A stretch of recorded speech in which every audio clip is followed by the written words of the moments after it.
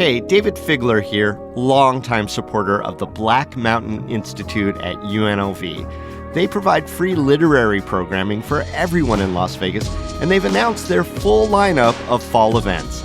Launching it all, it's going to be a reading by acclaimed writer Nana Kwame Adjei-Brenyah. That's happening on September 14th. Go over to blackmountaininstitute.org to get more information on all the great events this cultural powerhouse is bringing to our community.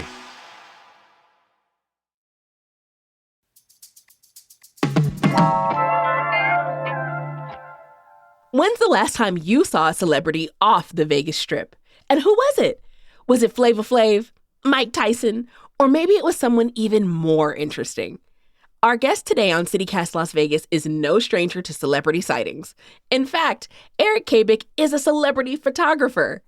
He tells us how we should approach celebs in the wild, which ones have been the nicest to work with, and why he thinks celebrities love Las Vegas so much. It's Tuesday, August 29th. I'm Vogue Robinson, and here's what Las Vegas is talking about.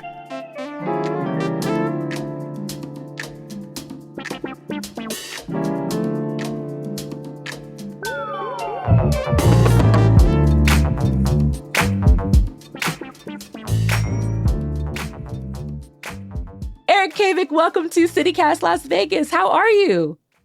I'm doing great. Thanks for having me. Absolutely. Oh my goodness. So today is going to be super interesting because we're going to talk about stars, and you've got kind of an interesting perspective because you are a professional photographer and you kind of walk around and take photos of the stars. So I'd love to know, like, who would we be surprised to find out that visits Vegas often?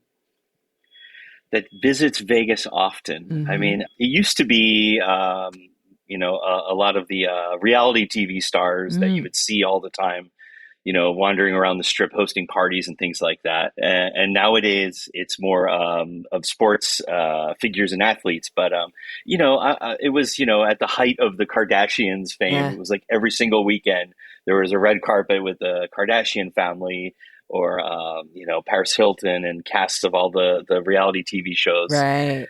Then it sort of led into the DJ culture, where you had the celebrities were the DJs, walking red carpets and hosting.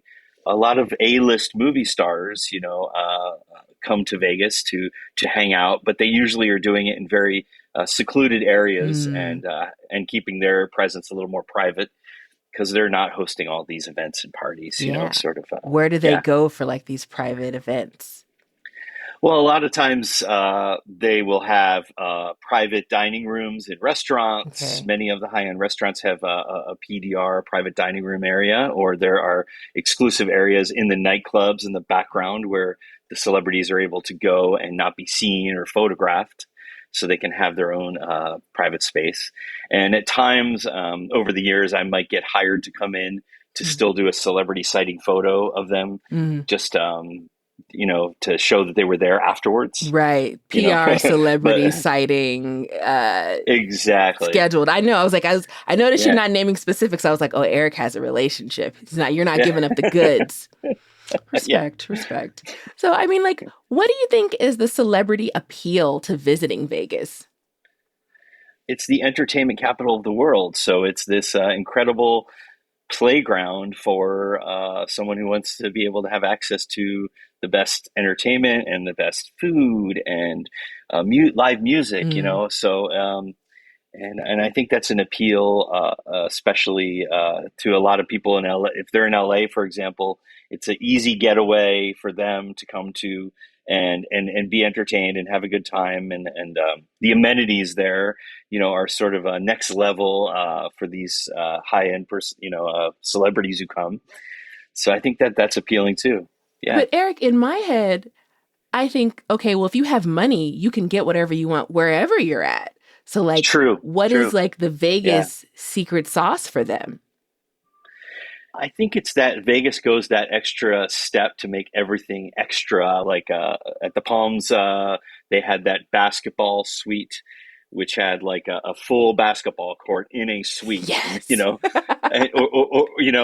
or the pools hanging off of the hotel with the view of the Strip, and some of the penthouses I've been in at Caesars, at the very top, there are these massive, 18, 20,000 square foot penthouse suites that are just, a whole other level that you're not going to find in hotels in the rest of the world. They kind of do that extra step here to make it a super special experience. Yeah, you know what? Especially if you have that kind of money. Exactly. When you say that, it makes me think about like Howard Hughes, that he could have lived anywhere, but he picked like the top floor of one of the casinos to live and was like, I live here now. And the same thing with Elvis. There was a particular suite that he was in. Somebody built another house and named it the Elvis house. And he was like, I don't want to go live in that house. I'm quite fine in this bomb penthouse location. Like, I'm not leaving where I'm at. It's lovely here. But I need to see these suites. Apparently, I don't know what it's really like to be that rich and living up in Vegas. Speaking of Elvis, those villas at it's now the Westgate Hotel, which was the International when Elvis was there. I've been up in those villas at the top, and they are just insanely beautiful and kind of this classical architecture. Looks like you would imagine Liberace decorated this place, just these, very super decadent. I actually think they used it as the set for the Matt Damon, Michael Douglas film about Liberace. They used that as his home, but it's just this incredibly over the top space. Like you just can't even imagine it, but that's where Elvis at one point lived up there. So. Yes. One of our many Elvis was here locations. Yes, right.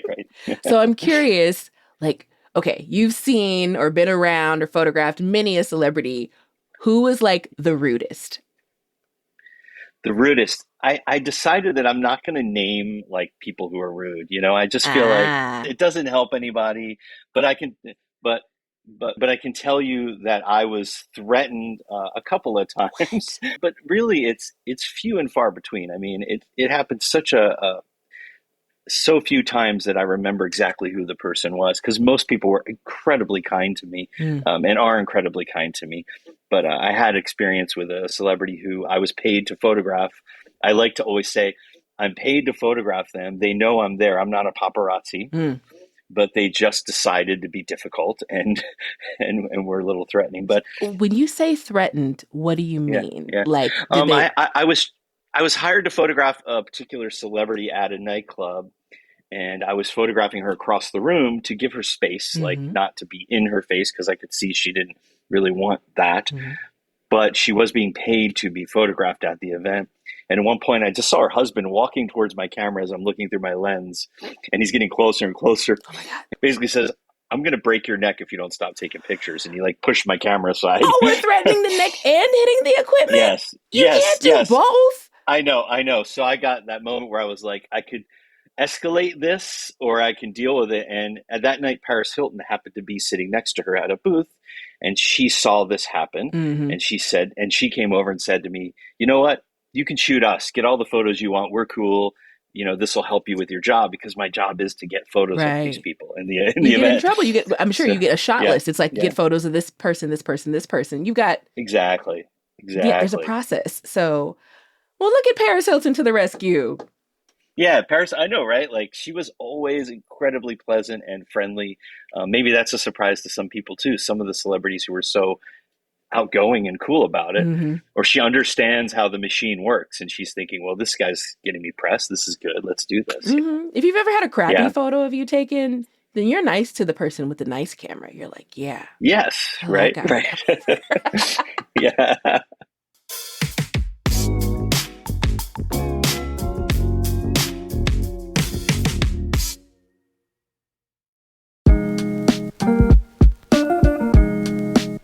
Hey, it's David Figler. CityCast Las Vegas is hiring another host to join our team.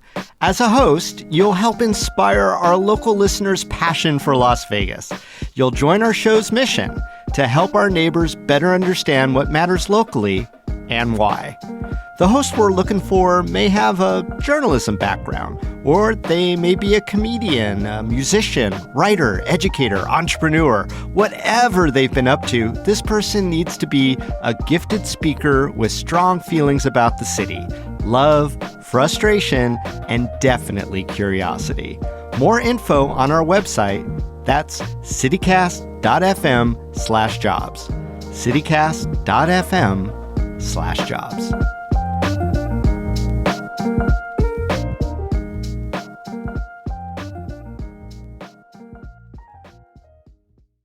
Who are some of the nicest celebrities that you've interacted with? One of the top people that comes to my mind is someone who I wasn't really familiar with his music, is Keith Urban, the country music star. And Mm-hmm. I was hired to photograph some meet and greets for his fans.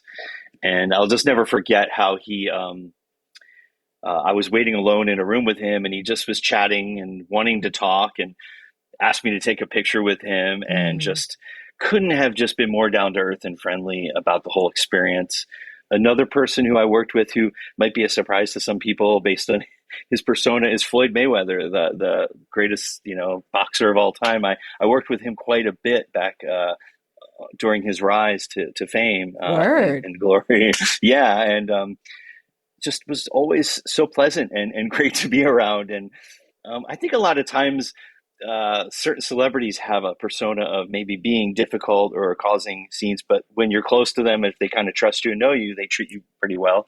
And I had that kind of relationship with most of the people I worked with, or pretty much everybody I've worked with, to where there was some trust, and you build that, and they're just really comfortable to be around you.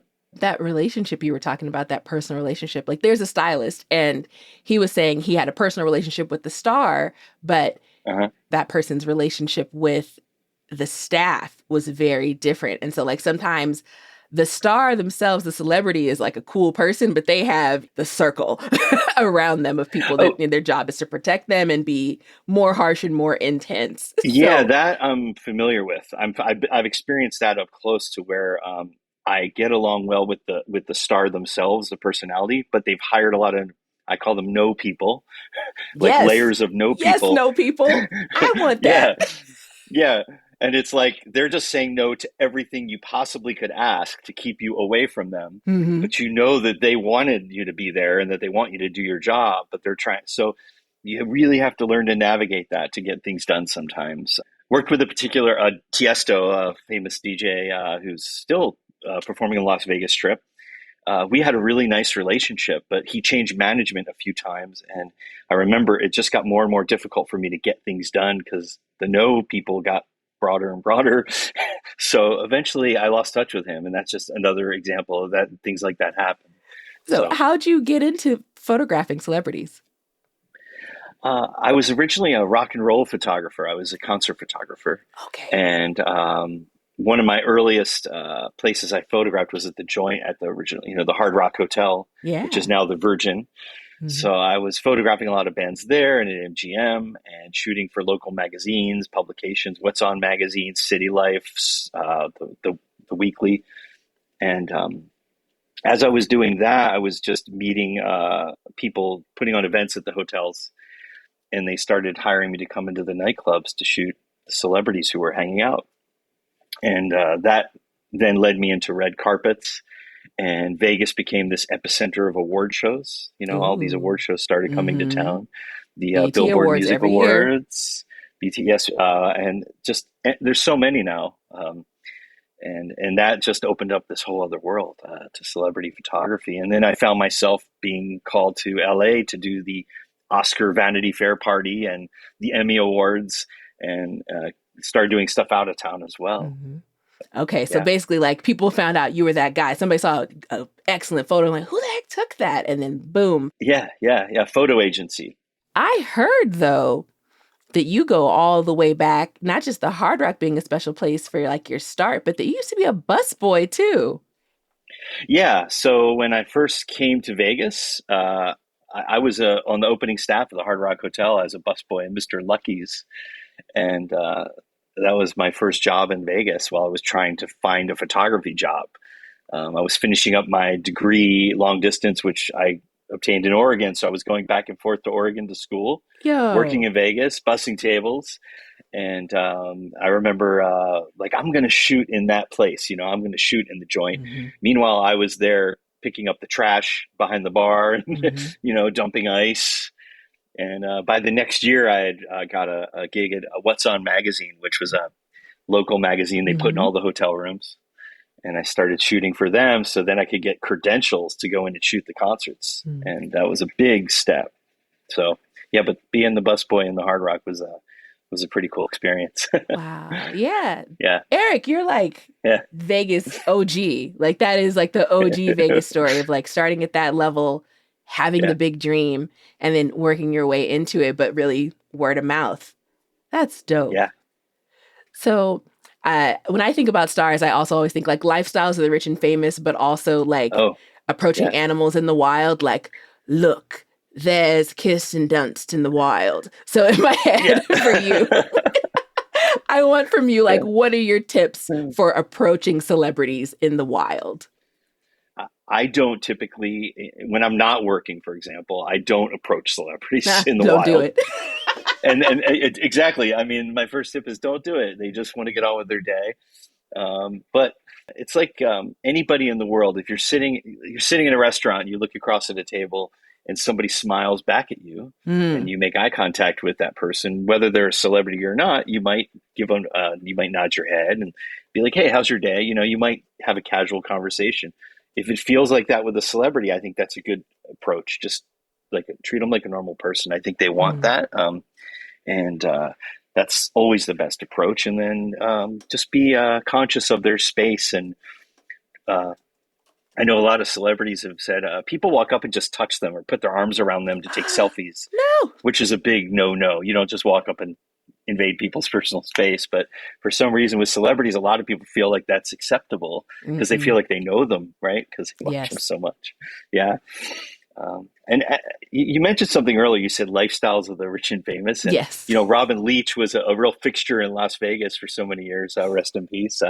I worked with him a lot. Oh, cool. And he was one of my people who would call me and give me tips about where celebrities were in Las Vegas. Oh. And yeah, exactly. So, he'd say, so-and-so's coming here. And then I could reach out to the people I know at the hotel to get the permission to come in and say, hey, I heard J-Lo's going to be there this weekend. Is there any way we could get in and get some shots?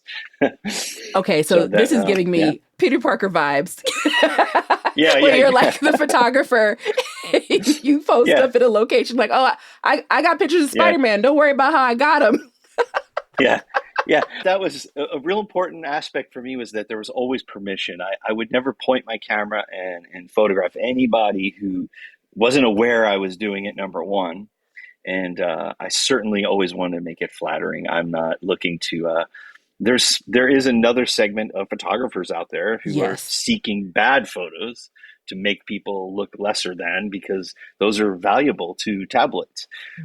So I just, not a path for me, you know, that's for somebody else to do. I just want to uplift and hopefully make people, elevate their presence in the community the best I can. Because I wouldn't want that to be me, right? So I don't want to treat them that way. Yeah. Right. You know, there was like a Black Mirror episode recently about kind of the ethics around being a photographer, like to get the shot. And even the most recent Jordan Peele movie, same thing. Like, what do you do to get the $1 million shot? The shot. What do you give up for it? Yeah, right. What are you sacrificing to do that thing? Exactly. Yes. What's the price of fame for our stars, and when do they actually get to be normal? Being famous just seems to not have a lot of intrinsic value, like for them. You know what I mean? Like there's not sure they get a lot of free things and they get treated a certain way, but they have enough money to do that anyway. Yeah. So I just don't know that the fame is worth their sacrifice. There's an argument to be made that it can be damaging to a lot of people, and I think a lot of the statistics of what we see with some of our favorite artists and pretty dark things they go through because of that loss of privacy. So I think, when they say rich and famous, I think, being rich is fine if you want to be wealthy, but the fame part just seems like a difficult thing. And I've spent some time around celebrities who just, they seem affected by it in a very negative way, where it's hard for them to interact and be comfortable in public spaces. And I just think that would be a negative thing.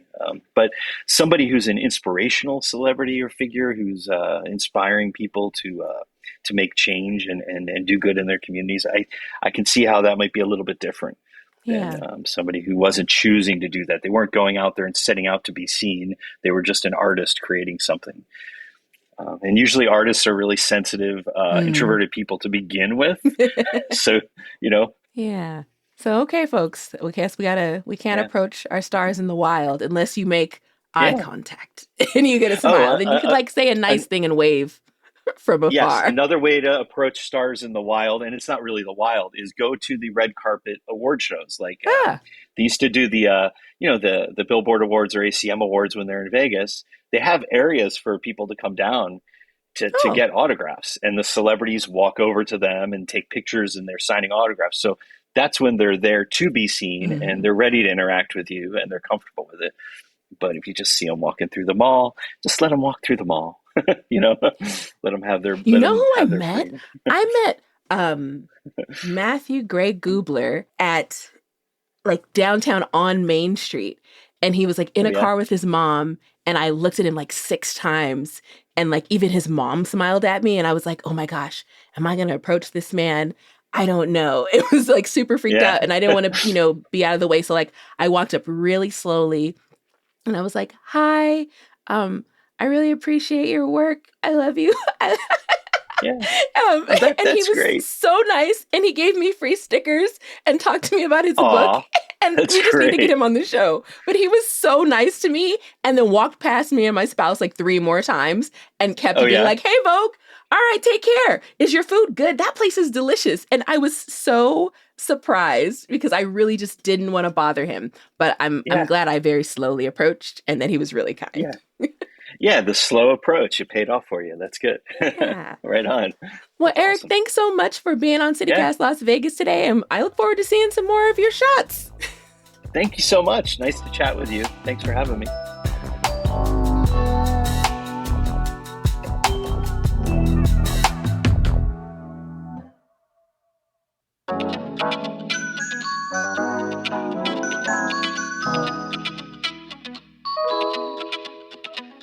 That's all for today here on CityCast Las Vegas.